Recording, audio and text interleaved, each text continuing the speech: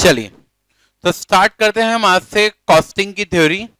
Costing की theory की booklet जो है वो सेपरेट है ऑलरेडी हमारे पास, है ना। और ऑलमोस्ट 61 पेजेस की ये बुक है जिसमें पास्ट एग्जाम के क्वेश्चन भी ऑलरेडी कवर्ड है, बराबर है। मतलब अगर आप इस बुक से कॉस्टिंग की थ्योरी पढ़े, आपको अदरवाइज किसी और बुक या प्रैक्टिस मैनुअल या स्टडी मॉड्यूल को अब देखने की जरूरत नहीं है, बराबर है। एक्चुअली में सच बात तो यही है कि मैंने कोई ये थ्योरी की बुक डिजाइन नहीं करी है। हमने बस क्या किया है कि आपका जो पास एग्जाम के क्वेश्चन थे उन्हीं क्वेश्चन बैंक के आंसरों को थोड़ा अलग तरीके से तोड़ समझ के बस दिया गया है, बराबर है। तो यहां मैं आपको समझाऊंगा, साथ में लेते हुए चलेंगे। नए सिलेबस के एग्जाम के हिसाब से देखिए तो एग्जाम में इसका वेटेज है 32 मार्क्स, और ओल्ड सिलेबस के हिसाब से बात करें तो 16 इसके 16 एफएम के, यानी कि 16 मार्क का ओल्ड सिलेबस के हिसाब से है। हालांकि अगर आप इंडेक्स को देखेंगे तो इंडेक्स को देखने के बाद ये वाला जो टॉपिक है that is not belong to old syllabus, ये केवल और केवल न्यू सिलेबस के स्टूडेंट के लिए है। बाकी जो टॉपिक यहाँ पे है वो सारे के सारे टॉपिक हमारे ओल्ड और न्यू सिलेबस के स्टूडेंट के लिए सेम है, बराबर है। तो आज हम पहला पार्ट इसका पढ़ने वाले हैं, बेसिक कंसेप्ट चैप्टर है ये। क्या करेंगे थ्योरी के लिए आप लोग? मैं पढ़ाऊंगा, मैं यहां पे याद भी करा दूंगा आपको। आपको घर जाके क्या करना होगा, डेली बेसिस पर कम से कम 20 मिनट आपको इसको देने होंगे, है ना, बराबर है। 20 मिनट आपको केवल इसको देने होंगे। जब आप खाना खा रहे हो टिफिन के साथ खोल के बैठ जाना। वॉशरूम में जा रहे हो तो मोबाइल पे फोटो खींच के ले जाना, वहां देख लेना। I am talking about the utilization of time, बराबर है ना। सारे के सारे उल्टे सीधे जो भी गेम वगैरह है ऐप से सब डिलीट, नेटफ्लिक्स, अमेजन वगैरह जो भी है सब डिलीट, और केवल इन फोटोज को साथ में रखो और काम करो। 32 मार्क्स सीए इंटर के हिसाब से रियली इंपॉर्टेंट है। 32 marks play a very important role. तो प्रैक्टिकल पे अपनी पकड़ है और उसके साथ अगर ये थ्योरी है तो मजा आएगा। तो स्टार्ट करते हैं, आओ। सबसे पहला क्वेश्चन है, right note on essential factor for installing a cost accounting system. अगर किसी ऑर्गेनाइजेशन में कॉस्ट अकाउंटिंग सिस्टम लाना है तो कौन से ऐसे इंपॉर्टेंट फैक्टर्स है जिनके ऊपर आपको ध्यान देना पड़ेगा, बराबर है। और इसी क्वेश्चन को एक और तरीके से पूछा गया, what are the essential factor for installing a cost accounting system. हमने यहाँ पे क्या किया है ना कि एक्चुअली जब एक ही प्रकार का क्वेश्चन जिसके आंसर एक ही है वो 4 बार इंस्टीट्यूट ने अलग अलग नाम से पूछा, तो हमने क्या किया है, उनको और करके दे दिया है। जैसे ये और हो गया है, हो सकता है सेकंड क्वेश्चन इसमें नहीं, इसमें भी और है, देखो आप, बराबर है। तो जब भी अलग अलग तरीके से पूछा गया तो वहां पे ऑलरेडी हमने और करके दिया हुआ है। जरा देखो, हर ऑर्गेनाइजेशन में अकाउंटिंग सिस्टम होगा या नहीं होगा। अकाउंटिंग सिस्टम तो वैसे होता ही है। अगर आप अगर आप एक कंपनी है जो कि कंपनीज एक्ट में रजिस्टर्ड है तो आपके अकाउंटिंग सिस्टम तो होना ही होना है, बराबर है। लेकिन कॉस्ट अकाउंटिंग सिस्टम अगर आपको लगाना है तो कौन कौन से एसेंशियल फैक्टर्स आपके यहां होने चाहिए? आइए, पहला objective. The objective of costing system must be considered. मतलब सबसे पहली बात तो चल यार एक काम करते हैं, कॉस्टिंग सिस्टम लगा लेते हैं, कॉस्टिंग का सिस्टम बना देते हैं, बजटरी, स्टैंडर्ड, मार्जिनल सब लगा देते हैं, है ना, और स्टाफ को रिक्रूट कर लेते हैं। But what is your objective, what you want to achieve? सबसे पहले कुछ भी आपके यहां पे आए, बहुत कॉमन बात है, कुछ भी आपके पास आए, अगर उसके लेके ऑब्जेक्टिव क्लियर है ना तो उस चीज को आने का कोई यूज है और आप यूज कर पाओगे। तो सबसे इंपॉर्टेंट है कि the objective of costing system must be consider. तो पहला एसेंशियल फैक्टर बोलो क्या है, ऑब्जेक्टिव, यानी कि व्हाट इज योर ऑब्जेक्टिव, उसके बेसिस पर आप installation of cost accounting system को लेके आएंगे। सेकंड पॉइंट आपका क्या है बोलो, nature of business. Every business industry has its particular feature and costing objective. According to its cost information requirement, cost accounting method are followed. यानी कि हर business की रिक्वायरमेंट के हिसाब से अलग अलग बिजनेस का इंफॉर्मेशन डेटा अलग अलग होगा। मैन्युफैक्चरिंग इंडस्ट्री का इंफॉर्मेशन डेटा अलग होगा, जो लोग ऑपरेटिंग में काम करते हैं उनका डेटा अलग अलग होगा। तो एक्चुअली में every business has its own particular feature and cost objective. According to its cost information requirement, cost accounting method are followed. यानी कि ये क्या बोल रहा है, जो हमारी रिक्वायरमेंट है उसके हिसाब से कॉस्ट अकाउंटिंग मेथड फॉलो करना है। ऐसा नहीं है कि जो जॉब कॉस्टिंग करता है वो ऑपरेटिंग कॉस्टिंग वाले जैसी कॉस्टिंग फॉलो कर रहे हैं। मेरा एक फ्रेंड है, इसके यहाँ पे ट्रांसपोर्टेशन का बिजनेस है। अब उसके यहाँ पे जो कॉस्टिंग फॉलो होती है उसका नाम क्या होगा? Operating costing. मेरा काम क्या है? मेरा काम है कस्टमर के रिक्वायरमेंट के हिसाब से प्रोडक्ट बना के देना, यानी कि I am into job costing. तो मैंने कहा मेरा फ्रेंड जो तरीका फॉलो करता है ना, वही तरीका मैं भी फॉलो करूंगा। तो ऐसा नहीं है। यू हैव टू अंडरस्टैंड कि the nature of your business is different from what your friend business is that clear? तो फर्स्ट पॉइंट क्या है? फर्स्ट पॉइंट क्या है बोलो? ऑब्जेक्टिविटी। बराबर है कि objective must B consider. Second क्या है? हर पर्टिकुलर बिजनेस का अपना अलग कोई पर्टिकुलर होता है। बराबर है, उसके हिसाब से हमें डिसाइड करना पड़ेगा कि what costing method to be applied. Second point. Third point बोलिए, cover all level. Costing system should fulfil the requirement of different level of management. बराबर है, top management, strategic level management, operational level management. मतलब जो भी आप costing system लगाओगे वो सारे के सारे लेवल ऑफ मैनेजमेंट की रिक्वायरमेंट को पूरा करना चाहिए। मतलब कॉस्टिंग का सिस्टम ऐसा होना चाहिए जो कि एक्चुअली में एक ऑर्गेनाइजेशन के हर लेवल ऑफ मैनेजमेंट के लिए इंपॉर्टेंट डेटा प्रोड्यूस करे, जिसको यूज करके मैनेजमेंट अपना काम कर सके। तो आपको लिखना पड़ेगा कि costing system should fulfil the requirement of different level of management, top level management, strategic level management, operational level management. जैसे मैनेजिंग डायरेक्टर तो वो टॉप लेवल मैनेजमेंट है। स्ट्रेटेजी बनाने के लिए डिपार्टमेंट है जो स्ट्रेटेजिक लेवल मैनेजमेंट है। ऑपरेशनल लेवल में जो लोग काम करते हैं उनके लिए ऑपरेशन हो गया। मार्केटिंग का अपना अलग हो सकता है, फिनांस का अलग हो सकता है। तो कॉस्टिंग का जो सिस्टम है वो सबके लिए होना चाहिए। तो cost for cover all level. Nature of product.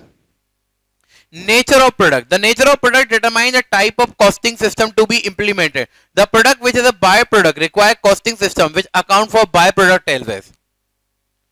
हमारे यहाँ पे कैसा नेचर ऑफ प्रोडक्ट है उसके हिसाब से हमें हमारा कॉस्टिंग का सिस्टम डेवलप करना पड़ेगा। फॉर एग्जांपल, एक कंपनी में एफजी को बनाने के लिए केवल एक ही प्रकार का मटेरियल लगता है, तो हमने केवल एक ही प्रकार के मटेरियल को कॉस्टिंग में ऐड करने के हिसाब से सिस्टम डेवलप कर रखा है, इंफॉर्मेशन गैदर करने के हिसाब से। बराबर है।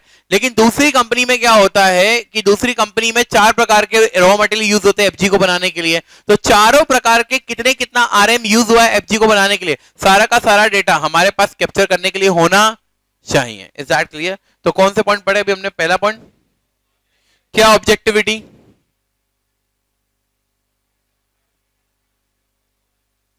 मतलब हमारा जो कॉस्ट अकाउंटिंग सिस्टम इंस्टॉल करने से पहले वी मस्ट कंसीडर कि what is our objective of installing the system, मतलब what are the objective to be achieve. सही है। सेकंड क्या है? नेचर ऑफ बिजनेस के हिसाब से डिपेंड करेगा कि which type of method you apply. Then cover all level of management. और 4 क्या था? नेचर ऑफ प्रोडक्ट, यानी कि कैसा प्रोडक्ट है उसके हिसाब से आपको सिस्टम लगाना पड़ेगा। Production process. A good costing system can never be established without the complete knowledge of the production process. यानी कि कॉस्टिंग सिस्टम तब तक सही तरीके से नहीं आ सकता जब तक कि हमें प्रोडक्शन प्रोसेस की पूरी तरीके से नॉलेज है। बराबर है। जैसे कि फॉर एग्जांपल मान लो कि मैंने आपसे कहा जाओ और एक कंपनी का कॉस्टिंग सिस्टम डेवलप करो। कॉस्टिंग सिस्टम का डेवलपमेंट का मतलब है कि कॉस्ट से रिलेटेड जो भी इंफॉर्मेशन है वो सारी इंफॉर्मेशन रेलिवेंट पॉइंट पे कैप्चर होनी चाहिए। यानी कि हमारे यहाँ सिस्टम है जिसको ये पता रहता है कि हम कितना मटेरियल किस रेट पे लेते हैं, उसे ये पता रहता है कि हम कितना मटेरियल किस रेट पे इशू करते हैं, उसको ये पता रहता है कि कितना मटेरियल लॉस हो गया, उसे ये पता रहता है कि हमारे यहाँ कितना नॉर्मल कितना एबनॉर्मल लॉस है, उसे ये पता रहता है कि कितना मटेरियल डायरेक्ट यूज होता है कितना मटेरियल इनडायरेक्ट यूज होता है, उसे पता होता है कि हमारे यहाँ कितने लेबर काम करते हैं उसमें डायरेक्ट कितना उसमें इनडायरेक्ट कितना है, उसे ये पता होता है कि लेबर फैक्ट्री में कब आता है कब जाता है, उसे ये पता होता है कि नॉर्मल टाइम क्या है, उसे ये पता होता है कि एबनॉर्मल आइडल टाइम क्या है। तो कॉस्टिंग सिस्टम को लगाने का ऑब्जेक्टिव तो यही है ना कि सारी इंफॉर्मेशन कैप्चर करना। तो अब अगर एक ऐसा व्यक्ति इन्वॉल्व है कॉस्ट अकाउंटिंग सिस्टम को डेवलप करने में जिसे इन सब चीजों की कोई नॉलेज ही नहीं है, तो क्या वो कॉस्ट अकाउंटिंग सिस्टम को डेवलप कर पाएगा? मुझे पता है कि एबनॉर्मल आइडल टाइम और नॉर्मल आइडल टाइम में डिफरेंस है, तो मैं एक्चुअली में कॉस्टिंग सिस्टम बनाते समय ये ध्यान रखूंगा कि नॉर्मल आइडल टाइम और abnormal idle time are identified separately. मुझे पता ही नहीं है तो how I will take care of it. मुझे पता है कि प्रोडक्शन प्रोसेस क्या है, मतलब कौन कौन से लेवल पे क्या क्या मटेरियल क्या क्या लेबर लगता है, कितने लॉसेस होते हैं, तो accordingly I will develop the cost accounting system. तो अपन ने 5 पॉइंट पढ़े। पहला पॉइंट क्या है? You must be clear with objective कि why you want to install the cost accounting system. Second क्या है? The costing method would depend upon the nature of business, it should cover all level of management, यानी कि costing system एक ऐसा होना चाहिए जो सभी प्रकार के लेवल ऑफ मैनेजमेंट को रिक्वायर्ड इंफॉर्मेशन प्रोवाइड करे, बराबर है। नेचर ऑफ प्रोडक्ट पे भी डिपेंड करेगा कि कॉस्टिंग सिस्टम कैसा होना चाहिए। If you want to install a healthy cost accounting system you must have knowledge of production process. Is that clear? पहला पॉइंट क्या होना चाहिए? सबसे पहले तो अगर आप चाहते हो कि आप जो भी कॉस्ट अकाउंटिंग सिस्टम इंस्टॉल कर रहे हो उसको लेके आपका ऑब्जेक्टिव क्या है, it must be very clear, बराबर है। आप जो कॉस्ट अकाउंटिंग सिस्टम लगाओगे that will depend upon nature of business, because every nature of business है इट्स पर्टिकुलर, अपनी एक स्पेशल फीचर है। तो स्पेशल फीचर को देखते हुए यू हैव टू डिसाइड कि by which type of method you have to apply. Is that clear? क्या आप चाहोगे कि कॉस्टिंग सिस्टम ऐसा हो जो सभी प्रकार के मैनेजमेंट को रिक्वायर्ड इंफॉर्मेशन प्रोवाइड करे, मतलब costing system should be of such type that it should provide information to all level of management, like top level management, like strategic management, like operational management. Are you getting my point? The costing system should also be developed keeping in mind ki what type of product we produce. Like for example, if we produce a byproduct also along with the joint product, so our costing system should be like that ki it capture all the required data. Whosoever design the cost accounting system must have a knowledge of production process. है ना? वापस बोलो, पहला point objective, केवल objective नहीं बोलना है, मैं बार बार पूरा पूरा बोल रहा हूं अगर तुमको ध्यान हो तो। मतलब अगर कॉस्ट अकाउंटिंग सिस्टम निकाल रहे हो और ऑब्जेक्टिव ही नहीं पता, I am buying the mobile phone but don't know the objective, I am buying the iPad but don't know the objective. जब मुझे ऑब्जेक्टिव नहीं पता तो मुझे तरीके से पता होगा कि इसमें मुझे क्या क्या चाहिए। मुझे मालूम है कि मुझे आईपैड क्यों चाहिए, टीचिंग करने के लिए चाहिए। अब पता पड़ा आईपैड लेके आ गया, उसमें पेन चलता ही नहीं है, तो क्या करूंगा? तो first of all your vision, your objective must be clear. Second, आपका कॉस्ट अकाउंटिंग सिस्टम का क्या इस बात से फर्क पड़ेगा कि नेचर ऑफ बिजनेस क्या है? हाँ।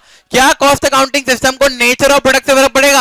हाँ। क्या कॉस्ट अकाउंटिंग सिस्टम बनाने के लिए आपको प्रोडक्शन प्रोसेस की नॉलेज होनी चाहिए? हाँ। क्या आप एक अच्छा कॉस्ट अकाउंटिंग सिस्टम बना सकते हो अगर वो सारे के सारे लेवल ऑफ मैनेजमेंट को रिक्वायर्ड इंफॉर्मेशन नहीं देता है? नहीं। यानी कि आपका कॉस्ट अकाउंटिंग सिस्टम ऐसा होना चाहिए क्योंकि सारे के सारे लेवल ऑफ मैनेजमेंट को रिक्वायर्ड इंफॉर्मेशन प्रोड्यूस करे। नहीं आया? आया कि नहीं आया? हुआ याद? ऑब्जेक्टिव मैं केवल है ना, पता है मैं बुलेट पॉइंट नहीं बोलूंगा, मैं बार बार सारा बोलूंगा।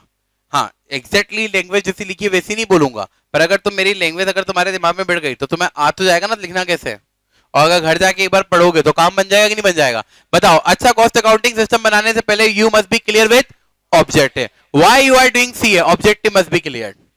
Only you want degree or you want पैसा? पैसा तो नॉलेज मस्ट बी कंसीडर्ड। तो आई थिंक तुम भटक गए हो गई। अगर तुम्हारा निगाह पास होने पे चला गया है तो तुम जीवन में कहीं भटक गए हो। खैर कंसेप्ट क्लियर रखो। Okay, objectivity. और सेकंड पॉइंट बोलो क्या है? Hello, nature of business. अच्छा, बिजनेस का अपना एक सिस्टम है ना, जैसे ट्रांसपोर्टेशन बिजनेस का अपना है, होटल का अलग है, जो लोग एक जैसे प्रोडक्ट बनाते हैं उनका अलग है, जो जॉब यानी कि कस्टमर के रिक्वायरमेंट के आधार पे काम करते हैं उनका अलग है। अब सभी लोग अगर एक जैसा कॉस्टिंग सिस्टम फॉलो कर लेंगे तो हमारे आने वाली कॉस्ट गलत हो जाएगी। क्या हमारा कॉस्ट अकाउंटिंग सिस्टम ऐसा होना चाहिए जो कि सभी अलग अलग लेवल ऑफ मैनेजमेंट को रिक्वायर्ड इंफॉर्मेशन प्रोवाइड करे? होना चाहिए कि नहीं होना चाहिए? हाँ। Can I design a good cost accounting system when I don't understand the production process? No. पहला क्वेश्चन आया कि नहीं आया? आया कि नहीं आया? आया। चलो, distinguish between the cost control and cost reduction. दो अलग अलग टर्म यूज कर रहे हैं हम, कॉस्ट कंट्रोल और कॉस्ट रिडक्शन। ये सब वही क्वेश्चन है जो एग्जाम में आ चुके हैं। Cost control and cost reduction. देखो मैम ने क्या किया, बेसिस कॉस्ट कंट्रोल और cost reduction, base main focus. Cost control aim, cost control aim at maintaining the cost in accordance with the established standard, जबकि cost reduction is concern with reducing the cost, it challenges all standard and try to better them continuously. वही तो समझा रहा हूं, उसमें ही समझ में आएगा ना। कॉस्ट कंट्रोल मतलब हम चाहते हैं कि कॉस्ट को हम कंट्रोल करें, और रिडक्शन मतलब हम कॉस्ट को कम करें। अब दोनों में एक डिफरेंस अगर आप समझना चाहो तो पता है क्या? रिडक्शन मतलब हमें कॉस्ट कम करनी है, कंट्रोल कहता है कि हमें कंट्रोल करना है। दोनों में क्या फर्क है? कंट्रोल की जब हम बात करते हैं तो हम कहते हैं कि एक पर्टिकुलर हमारा स्टैंडर्ड है वो अचीव होना चाहिए। अब अगर एक काम को करने के लिए 1 घंटा लगता है तो 1 घंटा लगे, 1.25 घंटा नहीं लगना चाहिए। That is cost control. मैं जब कहता हूं कितना लगता है 1 घंटा, ना आधे घंटे के अंदर होना, कॉस्ट रिडक्शन। सर आप तो जल्दी खत्म करा दो, कॉस्ट रिडक्शन। मतलब try to, are you understanding, मतलब कॉस्ट रिडक्शन में देयर इज अ पॉसिबिलिटी कि you may compromise with the quality. तो देखो जरा, cost control aim at maintaining the cost in accordance with the established standard, जबकि cost reduction is concern with reducing the cost, it challenges all the standard. मतलब ये क्या बोलता है, 1 घंटा क्यों लगना चाहिए, 1 घंटा, 2 यूनिट लगती, क्यों लगती 2 यूनिट, और ये क्या, और कॉस्ट कंट्रोल क्या बोलेगा, 2 लगती ना, 2 लगाओ, 2 से ज्यादा मत लगाओ। 1 घंटा लगता है ना, 1 घंटा लगाओ, 1 से ज्यादा मत लगाओ। That is called cost control. मतलब कॉस्ट कंट्रोल कहता है कि cost must be incurred in according with the standard, जबकि कॉस्ट रिडक्शन तो बोलता है कॉस्ट कम करो, वो तो कॉस्ट स्टैंडर्ड को ही चैलेंज कर देता है। कौन, रिडक्शन। अगला, टेम्परेरी और permanent. Cost control seek to attain lowest possible cost under existing condition, lowest possible cost under existing condition, जबकि cost reduction recognize no condition as permanent since a change will result in lower cost, since a change will result in lower cost। मतलब जो cost control होता है ना, वो तो हमेशा standard के हिसाब से चलता है ना, स्टैंडर्ड में change from time to time, तो इसलिए वो शॉर्ट टर्म हो गया।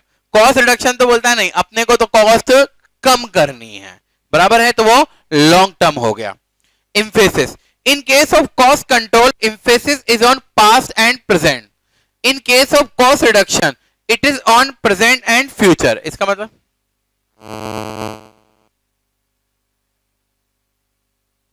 हाँ, कॉस्ट कंट्रोल का emphasis किस पे है, पास्ट में और प्रेजेंट में।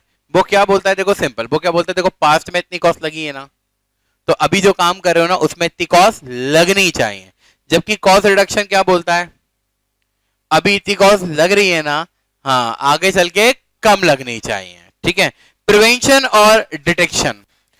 Cost control is a prevention function, जबकि cost reduction is a corrective function. It operate even when an efficient cost control system exists। Cost control क्या है, प्रिवेंशन।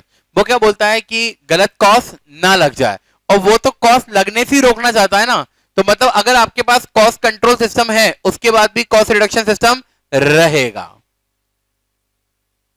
दोनों में से अच्छा कौन सा दिख रहा है, रिडक्शन की कंट्रोल। पता है रिडक्शन का फंडा क्लियर है, कॉस्ट कम होनी चाहिए, सही है। And cost control and when target are achieved, अगर 2 यूनिट लगनी चाहिए और 2 यूनिट लग रही है तो बोलेगा हाँ ठीक है हो गया, बराबर है। और cost reduction has no visible end, कोई एंड ही नहीं ना। मैंने ये कहा कि खर्चा 10 रुपए होना चाहिए, अब अगर खर्चा 10 रुपए हुआ, मेरा टारगेट अचीव, कॉस्ट कंट्रोल हो गया। कॉस्ट रिडक्शन तो क्या बोला, कम से कम लगना चाहिए, अब कम से कम की तो कोई बात ही नहीं ना फिर। Hello, are you getting my point. तो this is the cost control and cost reduction. अच्छा, अब मैं अलग तरीके से इस पे बात करता हूं, है ना। ऐसा कौन सा सिस्टम है जो स्टैंडर्ड, कॉस्ट स्टैंडर्ड को चैलेंज करता है, ऐसा कौन सा सिस्टम है जो चाहता है कि cost in accordance with standard हो, कंट्रोल। कौन शॉर्ट टर्म है, कंट्रोल। कौन लॉन्ग टर्म है, रिडक्शन। कौन का एक लिमिटेड टारगेट है, कंट्रोल। किसका टारगेट अनलिमिटेड है, कभी खत्म ही नहीं होता ना, नहीं आया।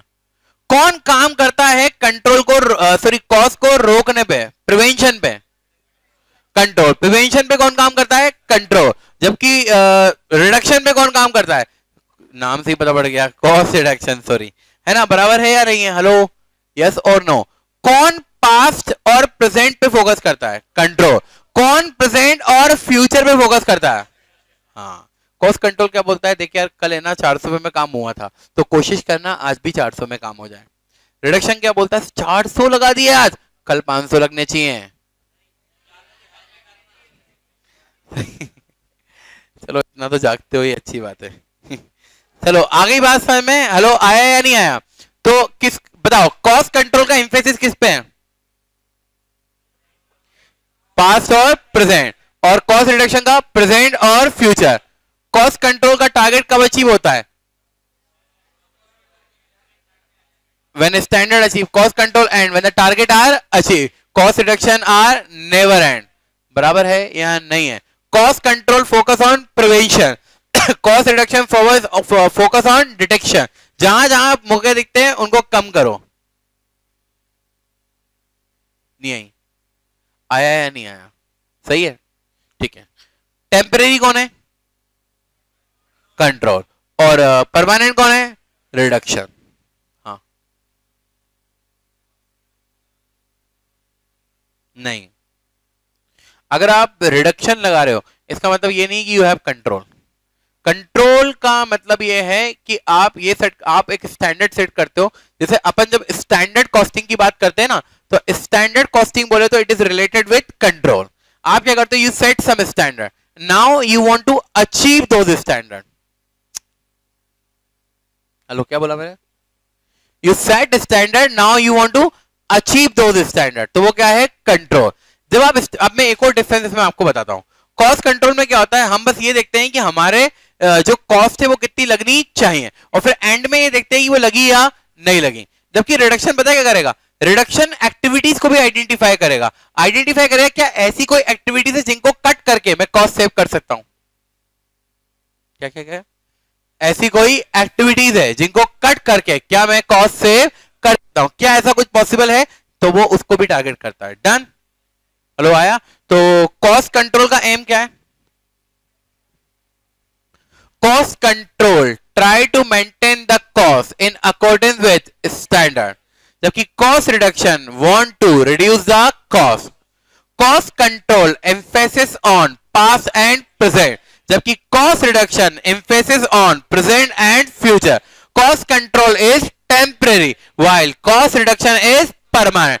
cost control is end when target are achieved, cost reduction never end। is that clear? हो रहा है यार? हो रहा है या नहीं हो रहा? अच्छा कॉस्ट अकाउंटिंग सिस्टम लगाना चाहते हो तो क्या करना पड़ेगा? अबे अच्छा कॉस्ट अकाउंटिंग सिस्टम लगाना चाहते हो तो क्या करना पड़ेगा? सबसे पहले तो आपको डिसाइड करना पड़ेगा what is your objective of installing the cost accounting system. अच्छा, I am installing a good cost accounting system but I am ignoring my what is the nature of my business. Hello, should I consider the nature of business? Yes, every business has its color and according to that you have to choose the method। okay, I am going to install a good cost accounting system but I don't understand the production process। is it possible? no। it is possible? no। अच्छा, should I consider the nature of product also? yes। should I consider कि good cost accounting system would be there when actually it provide information to all level of management? very good, very good। अब आता है अच्छा sorry cost reduction और cost control. Cost reduction क्या? अच्छा, मैं अब पूछूंगा तुम्हें वैसे जवाब देना है। अब मैं पूछूं मेरा टारगेट शॉर्ट है, हाँ, मैं जिंदगी में आज और कल को देखना चाहता हूं। क्या? एक पर्टिकुलर लाइन को क्रॉस करने के बाद मेरे टारगेट अचीव हो जाते हैं। क्या? कॉस्ट। मैं चाहता हूं कि जिंदगी में चीजें स्टैंडर्ड सेट किए गए स्टैंडर्ड के हिसाब से हो। क्या? पक्का? श्योर? हाँ या ना? श्योर? मैं परमानेंट हूं, मैं टेम्परेरी हूं। कितने तरीके थ्योरी याद करने के, है ना? और याद हो रहा है? केवल बुलेट या अंदर का ही माल आ रहा है ना? बराबर है कि नहीं? वो मैडम बोल रही मैं पूरा क्वेश्चन बताऊंगी तभी रात को नींद आएगी मेरे को। अब वो बोल रही तो मैं क्या कर सकता हूं? अब वो बोल रही है तो let her speak but time I will decide. सही है? तो अभी अपन ने 2 क्वेश्चन पढ़ लिए। कौन कौन से? एक तो what are the essential factor for installing a good cost accounting system, और सेकंड वाला कौन सा? Difference between the cost control and cost reduction. बराबर है? एक बार चाहो तो फिर से पढ़ सकते हो।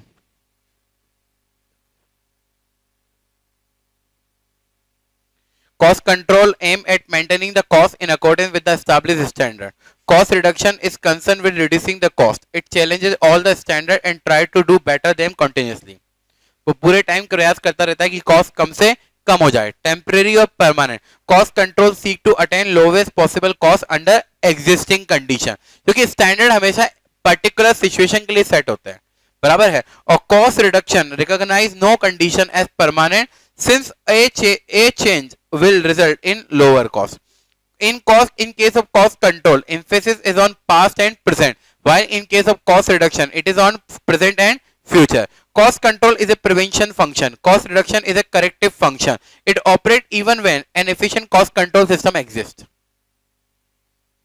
हो गया.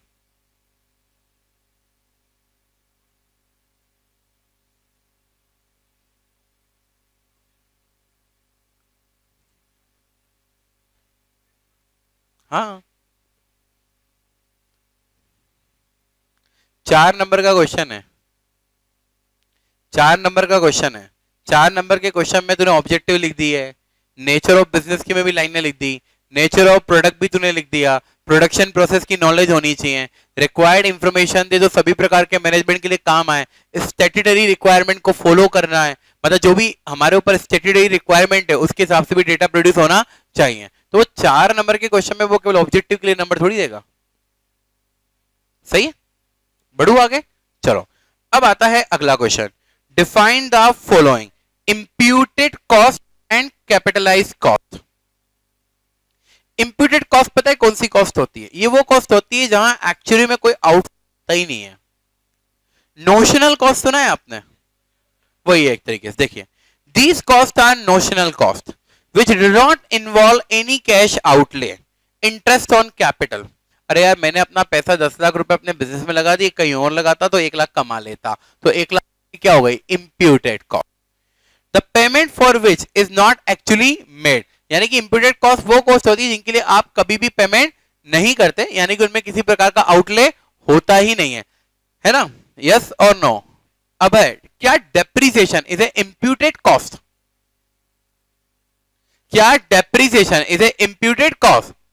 जो हाँ कह रहे हैं वो मुर्गा बन सकते हैं. नहीं, हमने कहा कि इंप्यूटेड कॉस्ट वो होती है, दीज आर नोशनल, मतलब एक्चुअली में वो कोई कॉस्ट है ही नहीं है, हम सोचते हैं. तो डेप्रिसिएशन कॉस्ट तो है ना, 10 लाख की एसेट खरीदी थी, उसको 10 साल में यूज कर रहे हो, तो हर साल 1-1 लाख रुपए राइट ऑफ कर रहे हो, तो वो इंप्यूटेड कॉस्ट नहीं है. इंप्यूटेड कॉस्ट तो वो है जो कॉस्ट है ही नहीं है, एक्चुअली में आप सोच रहे हो कि ये हो सकता था. जैसे मैंने कहा, मैं अगर वहां पैसा लगाता ना तो मेरे को 1 लाख रुपए मिलते. मैं टीचिंग नहीं करता ना तो मैं जॉब करके 50 लाख का पैकेज पाता. ये सब नोशनल है, ख्याली पुलाव है. पर डेप्रिसिएशन ख्याली पुलाव थोड़ी है. आपने 10 लाख की एसेट 10 साल तक यूज करना है तो खर्चा सालों में बांटा गया है. तो depreciation is not a impute cost. Then so these costs are notional costs which do not involve any cash outlay. Is that clear? एक बात मैं आपको बता दूं, notional cost is never accounted. क्योंकि ये खर्चा मैंने मेरी जेब से किया ही नहीं है. जो मैंने मेरी जेब से नहीं किया, I cannot ask my customer to pay. क्या बोला मैं, समझ में आया? बराबर. जबकि डेप्रिसिएशन तो आप कंसीडर करते हो, तो डेप्रिसिएशन कैसे हुआ? Imputed cost. So these costs are notional costs which do not involve any cash outlay. Interest on capital, the payment for which is not actually made, is an example of imputed cost. These costs are similar to opportunity cost. Capitalized cost.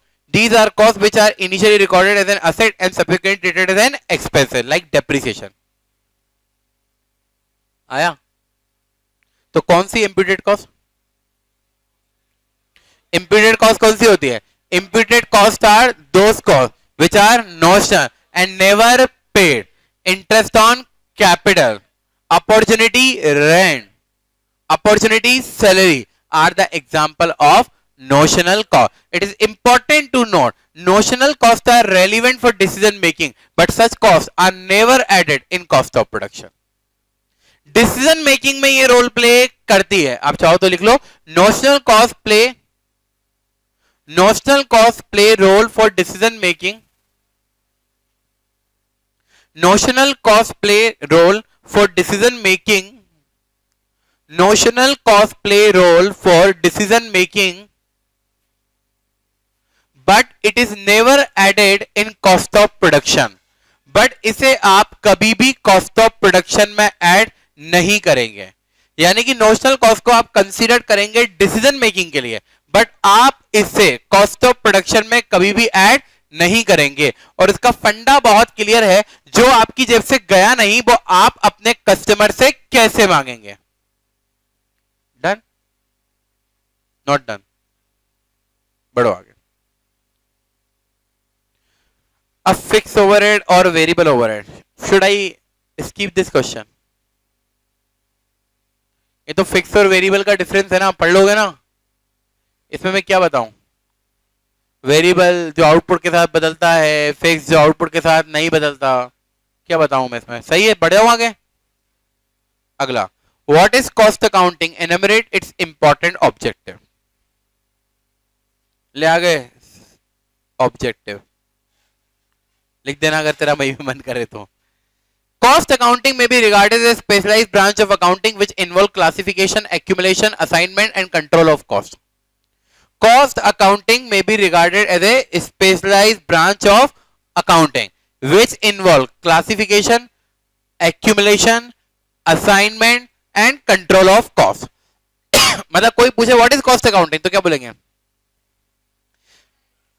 Accounting जो होती है ना, उसकी एक अलग branch है जो कि कॉस्ट को क्लासिफाई करेगी, डायरेक्ट है, इनडायरेक्ट है, बराबर है, एक्यूमुलेशन करेगी इकट्ठा, फिर बांटेगी और कंट्रोल को सॉरी कॉस्ट को कंट्रोल भी करेगी। नहीं आया? हेलो, आया या नहीं आया? जैसे डायरेक्ट है खर्चा की इनडायरेक्ट है क्लासिफिकेशन। अलग अलग आप डिपार्टमेंट वाइज भी बांट सकते हैं, प्रोडक्शन का है, एडमिन का है, सेलिंग का है। फिर उसके बाद इकट्ठा करना, मटेरियल के सारे खर्चे एक साथ लेके आना, लेबर के सारे खर्चे एक साथ लेके आना, फिर उनको प्रॉपर्ली जॉब, प्रोडक्ट या बेच पे बांटना और कॉस्ट कंट्रोल करना। करेक्ट है? तो कॉस्ट अकाउंटिंग में भी regarded as a specialised branch of the accounting which considered, बोलो क्या? Classification, accumulation, assignment and control of cost. Objective क्यों चाहते हैं आप लोग कॉस्ट अकाउंटिंग सिस्टम लाना? सबसे पहले तो हम ये पता तो लगाए यार, जो प्रोडक्ट हम बनाते हैं वो बनता कितने का है। यू मे बी सरप्राइज, कई सारी कंपनियां ऐसी होती है जो काम करती है, कई सारी कंपनियां ऐसी होती है जो काम करती है, प्रोडक्ट बनाती है, प्रोडक्ट बेचती है, प्रॉफिट भी आता है उनके यहाँ। पर कभी कोई उनको बिठा के उनसे पूछे आज आप हमें ये बताओ आपकी एक यूनिट कितने की पड़ती, तो वो बता ही नहीं पाएंगे।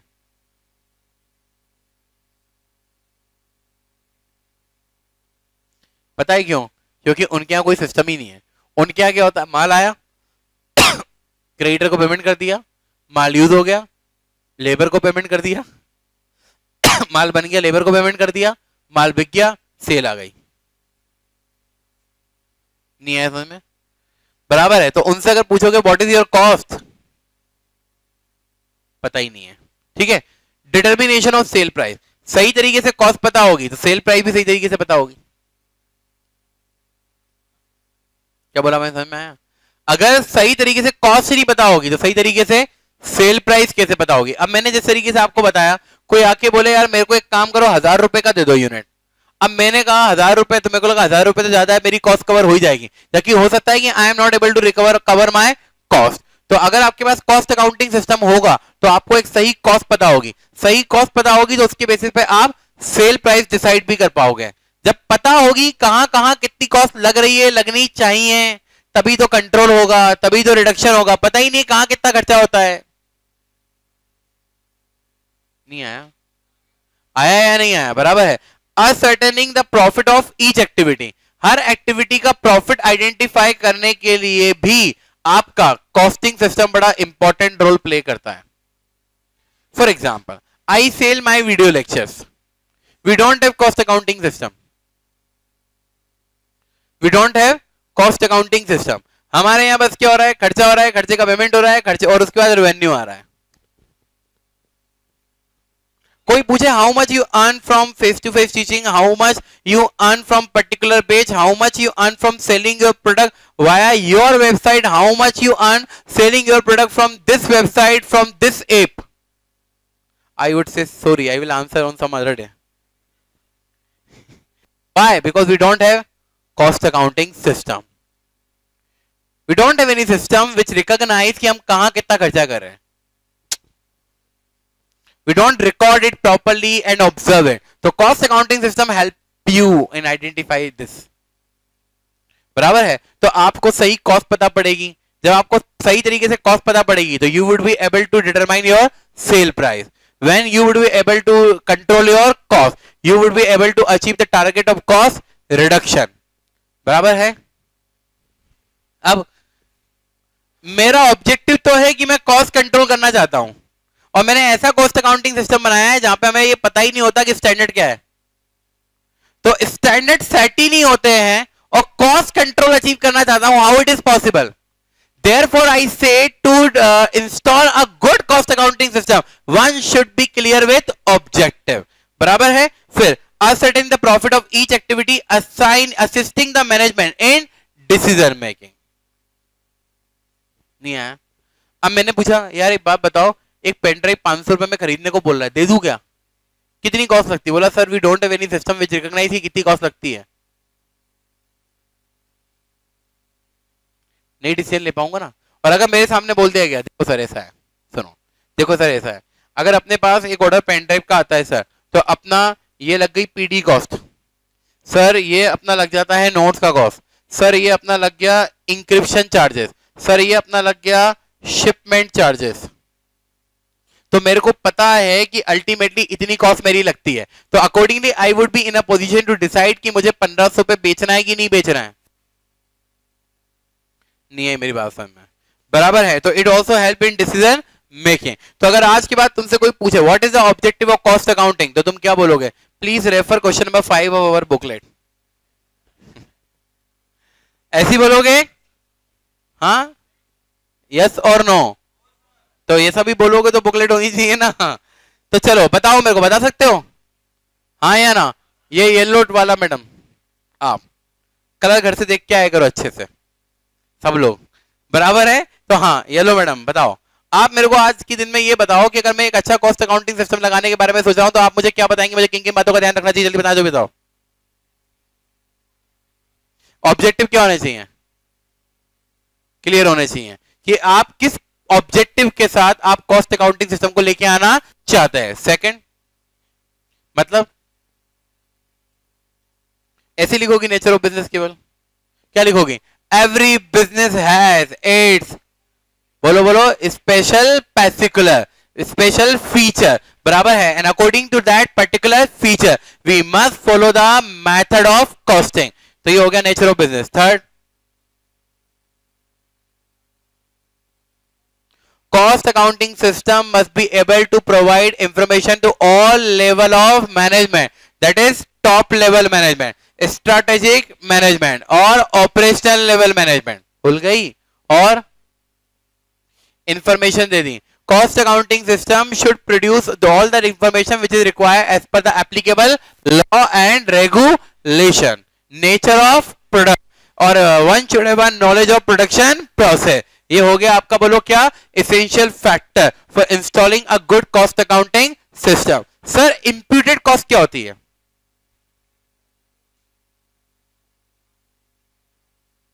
अच्छा मैंने ऐसा सुना है कि imputed cost are added to cost of production but one should not consider it for the purpose of decision making.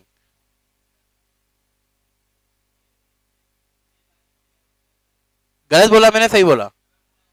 गलत बोला. शर्म आ रही तेरे को ये बोलने? मैं ही तेरे को सिखाया और आज तू मेरे को गलत ठहरा रहा है. हेलो गलत बोला ना? हाँ मैंने ये कहा कि imputed cost are added in cost of production but never considered for decision making. उल्टा बोला मैंने. Considered for decision making but never added in cost of production. अच्छा एक सिस्टम है जो ये बोल रहा है मेरा अंत हो जाएगा अगर टारगेट अचीव हो जाएगा. कौन हूं मैं? कौन हूं मैं? कॉल करना. मेरी जिंदगी के फंडे बहुत क्लियर है. मैं चाहता हूं कि शॉर्ट टर्म पे टारगेट करना चाहिए. कौन है? मैं समझता हूं फ्यूचर भगवान के हाथ में, इसलिए मैं प्रेजेंट और पास्ट पे ध्यान देता हूं. किस पे? Cost control. मैं चाहता हूं कुछ भी हो जाए, भला है मैं कितना भी अपने स्टैंडर्ड को फॉलो करके कॉस्ट टारगेट कर लूं, पर मैं फिर भी चाहता हूं कि मेरी कॉस्ट कम हो जाए. मैं चाहता हूं कि मेरी कॉस्ट अचीव हो जाए अकॉर्डिंग विद द स्टैंडर्ड. कौन हूं मैं? Cost control. Depreciation is a imputed cost. Depreciation is a Arshad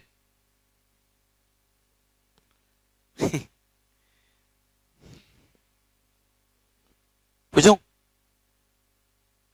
पहले क्या था ना कि मैं अपने एम्प्लॉयज को बोलता था बाहर कैंटीन में जाके खाना खा के आओ। उधर एम्प्लॉय जाते थे, खाना खाते थे, गप्पा शप्पा मारते थे, आते थे। कैंटीन में जो खाना खाते थे उसका बिल मैं पे करता था, ठीक है। अभी हमने कहा कि हम अपनी यही कैंटीन बना लेते हैं, तो वहां जो कॉस्ट थी जो मैं बाहर पे करता था वो मेरे लिए कौन सी कॉस्ट है?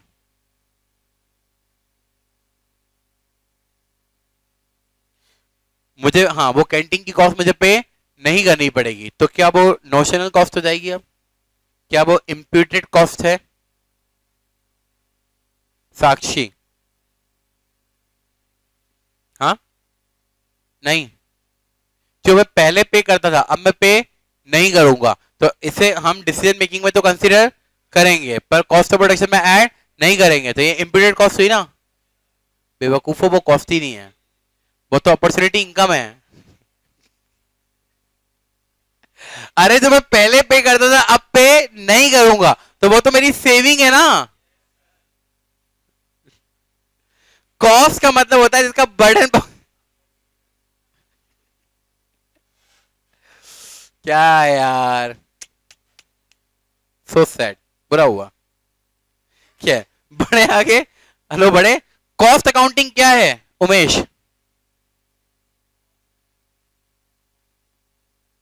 भगवान का आशीर्वाद है कॉस्ट अकाउंटिंग, इंस्टीट्यूट की देन है सिलेबस में कॉस्ट अकाउंटिंग। बोल, आपके नोट्स का क्वेश्चन नंबर 5 है कॉस्ट अकाउंटिंग। अबे कौन है cost accounting? Cost accounting is a specialised branch of accounting which classify, accumulate, assign, control, क्या, cost. What are the objective of cost accounting? जल्दी बोलो अर्षद, उधर मत देख। What are the objective of cost accounting?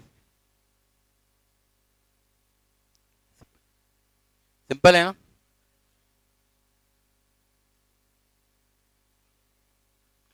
लागत को कम करना, ठीक है, मतलब कॉस्ट कंट्रोल की कॉस्ट रिडक्शन। कम करना तो रिडक्शन हुआ। इंग्लिश में भी क्यों, हिंदी आती नहीं है?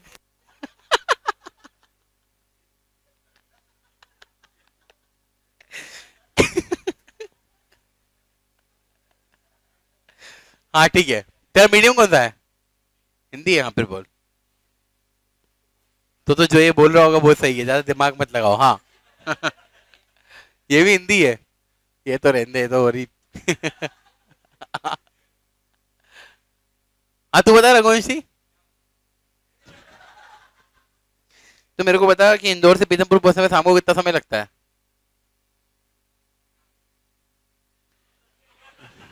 तो मैं अभी क्या पूछ रहा था बे? क्या भांग वांग खा के आते हो गए इधर?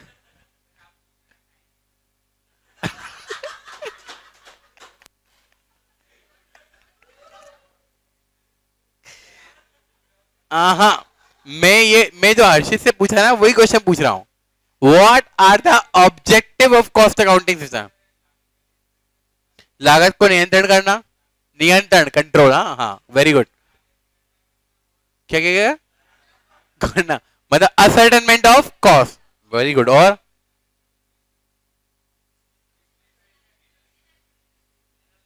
कि मतलब समझाई थोड़ा कम आया मेरे। देखो, असर्टेनमेंट ऑफ कॉस्ट, जब कॉस्ट सही पता पड़ेगी तो you will be able to determine sale price, you will be able to control cost, you will be able to achieve cost reduction, you will be able to know the profit for each activity, it would also assist in management for decision making। 7 दिन होते हैं एक हफ्ते में, 7 दिन होते हैं एक हफ्ते में, उसी प्रकार से ऑब्जेक्टिव भी कितने होते हैं? 7, बराबर है। तो पहला objective determination of cost, second objective determination of sale price, third objective cost control, fourth objective cost reduction, fifth objective ascertainment of profit of each activity, और 6 डिसीजन मेकिंग। 6 ही हुए ना, संडे को हम आते कहां है? संडे को हमारे कहाँ है जो बताएंगे। ठीक है, कितने हो गए? 7। 7 हुए ना बे? ठीक है, डन। आया कि नहीं आया? आया पक्का? कितने क्वेश्चन पढ़ लिए अभी तक? 5। अभी तक आया कि नहीं आया ये बताओ, कैसा लग रहा है अभी तक? बुरी है जोरी? रापचिक तो तू बता मेरे को।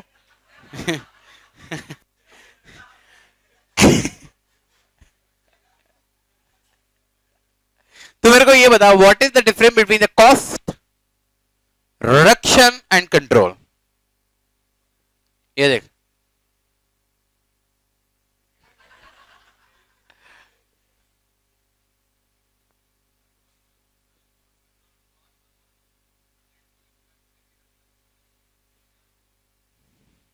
यू आर इंग्लिश मीडियम और हिंदी मीडियम? हाँ। Technically I am English medium but दिल से I am Hindi medium, and the knowledge gathered till that also indicate that I am पता नहीं कौन। सही बात यही है। खैर, आपको ऐसा कहना पड़ेगा, cost control emphasis on past and present, जबकि कॉस्ट रिडक्शन एम्फेसिस ऑन। इसलिए मैं कह रहा हूं घर जाके पढ़ना जरूर। देखो मैंने याद तो कराया है, पर अपन को आज जाके एक बार पढ़ लोगे ना तो समझ आ जाएगा हाउ टू राइट इट। चलो आगे बढ़े। डिस्टिंग, हाँ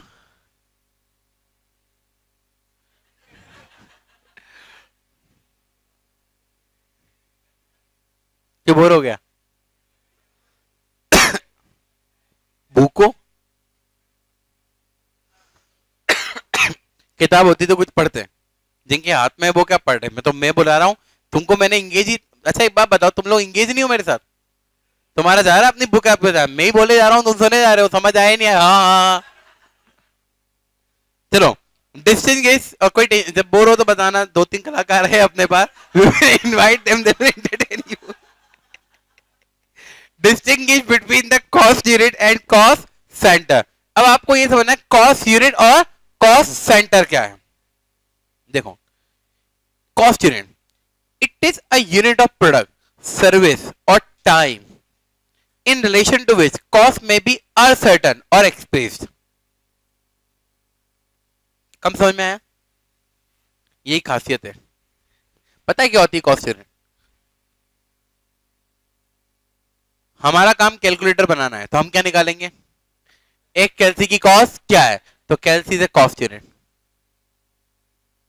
अरे जिसके लिए आप कॉस्ट निकालते हैं that is called cost unit.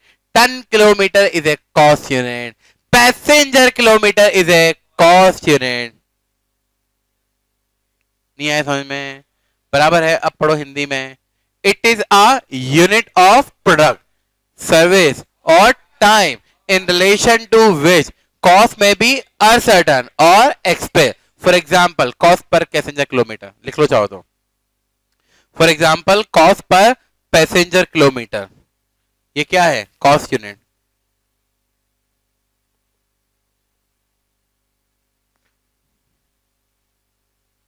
Cost for 1 room day, cost for 1 room day, ये भी क्या है? Cost unit. Cost of 1 room day, cost of 1 machine our, मतलब मशीन आवर रेट, ये सब क्या है? हेलो, ये सब क्या है? Cost unit. तो पहले हिंदी में ऐसे समझो, जिसके लिए आप कॉस्ट निकालते हो ना that is called cost unit. सही है? हेलो सही है? नेक्स्ट पढ़ो। Inside, a cost unit is a device for the purpose of breaking up or separating costs into smaller division। ठीक है, for breaking up or separating costs into smaller division। These smaller subdivision are attributed to product or service to determine product cost or service cost or cost of time spent for a particular job etc। अब ये देखो ना, ये अलग अलग है। Power तो kilowatt hour, steel तो टन के हिसाब से, सीमेंट तो टन पर बैग के हिसाब से, केमिकल तो लीटर गैलन किलोग्राम के हिसाब से, ऑटोमोबाइल नंबर के हिसाब से। ये इंडस्ट्री और कहां पे कौन सा कॉस्ट यूनिट यूज होता है, इसमें वो लिखा है, मैंने जो लिखा है वो ऑपरेटिंग कॉस्टिंग के लिखा है। आया समय? अब पढ़ो कॉस्ट सेंटर। कॉस्ट सेंटर वो होता है जिसके लिए हम कॉस्ट इंकर्ड कर रहे हैं।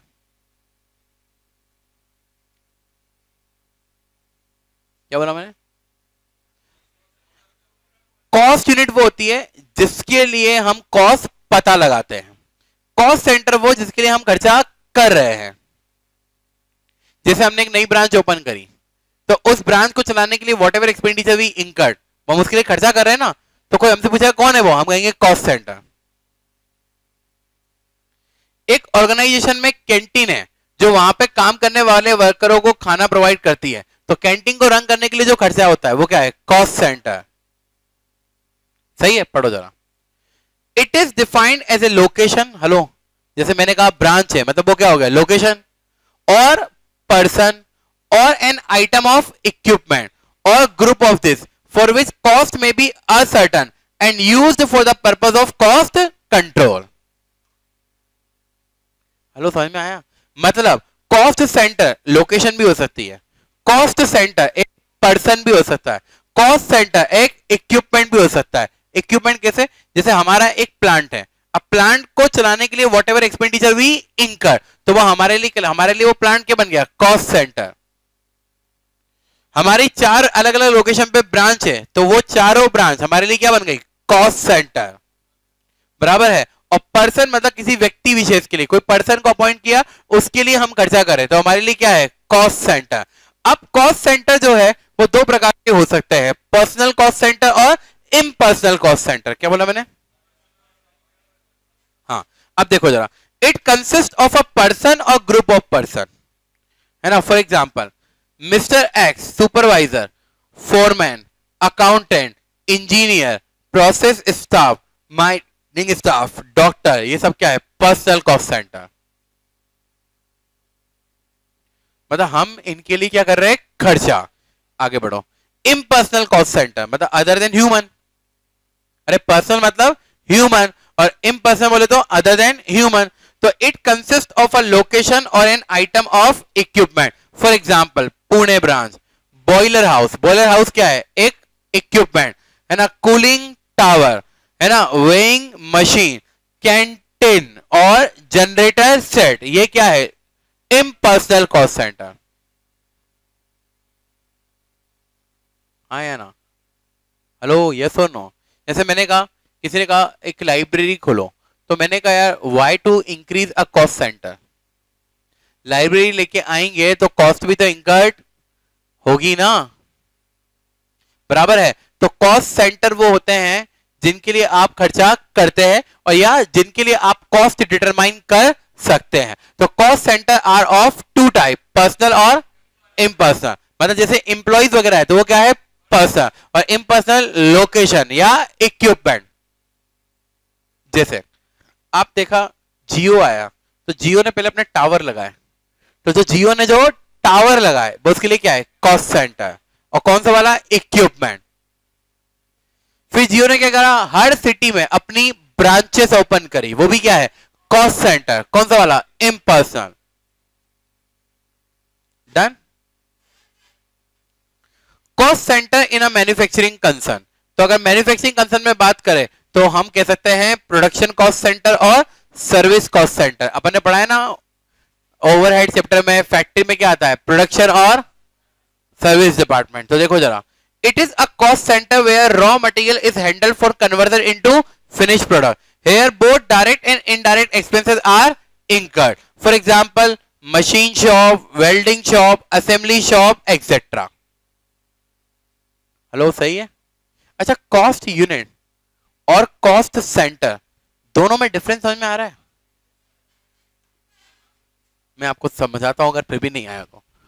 कॉस्ट सेंटर एक पर्सन या लोकेशन या इक्विपमेंट है जिसके लिए हम खर्चा करते हैं, जबकि कॉस्ट यूनिट वो है जिसके लिए हम पर यूनिट कॉस्ट पता लगाते हैं so that we can charge.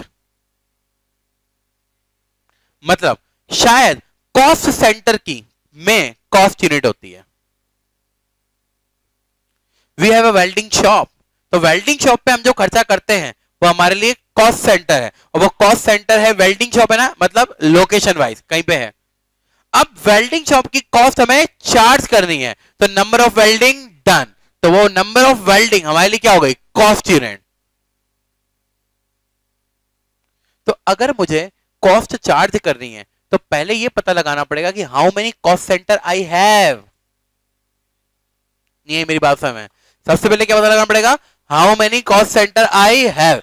फिर वो कॉस्ट चार्ज करने के लिए मुझे पता लगाना पड़ेगा कि what can be the cost unit, जिसकी बेसिस पे I can charge cost to product या जॉब या व्हाटएवर। सही है, हेलो आया।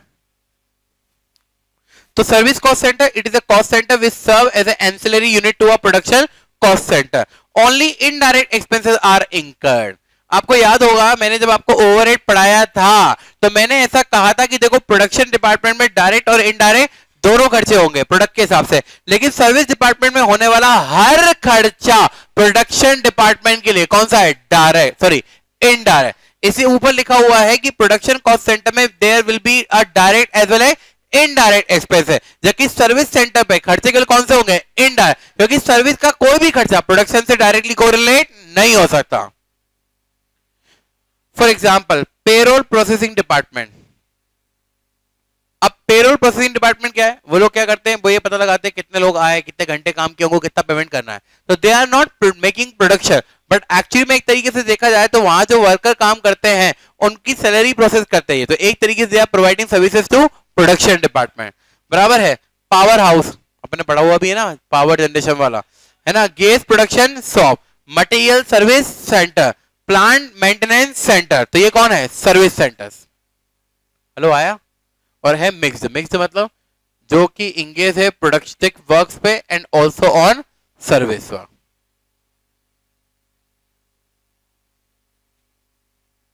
हेलो सही है। जैसे एक डिपार्टमेंट है वो बनाता भी और सर्विस भी करता है, क्या बोला मैंने, बनाता भी और सर्विस भी करता है। देखा for instance a tool shop serve as a productive cost centre when it manufacture dies. जब वो डाइज एक इक्विपमेंट होता है, डाइज बनाते हैं and jig for specific order, but serve as a servicing cost centre when it does repair for the factory. मतलब मेरे पास department है, हेलो मेरे पास डिपार्टमेंट है और डिपार्टमेंट है मेरे पास। अब वो डिपार्टमेंट क्या करता है कि एक्चुअली में अगर बाहर वाले कुछ बनाने को दे दे तो हम उनको बना के भी दे देते हैं, और सेम टाइम पे हमारी फैक्ट्री के जो टूल्स वगैरह है उनको सर्विस भी करता है। तो मैं कहूंगा कि ये प्रोडक्शन भी कॉस्ट सेंटर भी और सर्विस कॉस्ट सेंटर भी है। क्या बोला मैंने, सही है, ठीक है। तो यहां तक के क्वेश्चन पढ़ के आएंगे, समझ में आया, कोई दिक्कत तो नहीं, ठीक है। तो अपन ऑलरेडी पता है कौन से पेज तक पहुंच चुके हैं, 7। तो आपको समझ में आ गया होगा, आराम से 10 दिन में हम खत्म कर देंगे। सही है, तो थैंक यू।